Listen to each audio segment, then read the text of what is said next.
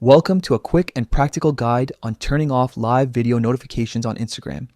If you've ever felt overwhelmed by constant alerts during a live stream, this video will show you a simple way to reclaim your focus without muting the app entirely. First, start by opening your device's settings. This is where you'll manage the notifications for all apps, including Instagram. Once you're in settings, look for apps or applications and tap to view the list of installed apps. The exact wording might vary a bit depending on your device, but you're aiming for the page that lists each app's settings. From the apps list, locate Instagram and select it. You'll be taken to the app's specific settings page where you can customize how Instagram communicates with you. Tap on notifications to see all the notification categories that Instagram can send. In the notifications menu, you'll see different categories or channels that correspond to various Instagram features. Scroll through until you find live videos.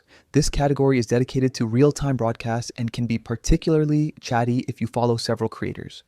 Tap live videos to access its toggle options. Now, switch off the toggle for live videos. By turning this off, you won't receive alerts when people start a live stream, but other Instagram notifications like messages, comments, or general activity will remain unaffected unless you choose to adjust them as well. If you want to fine-tune further, you can go back and customize other categories in the same way. That's essentially all there is to it. The change takes effect immediately, so you should notice fewer interruptions once you complete these steps. If you ever miss a live that you were hoping to catch, you can simply turn live videos back on by revisiting the same settings. A quick tip: if you don't want to go into settings every time, you can silence notifications directly within Instagram's own settings. Look for notifications inside the app to adjust preferences, but for broader control over what your device sends you, the system settings route described here is most effective.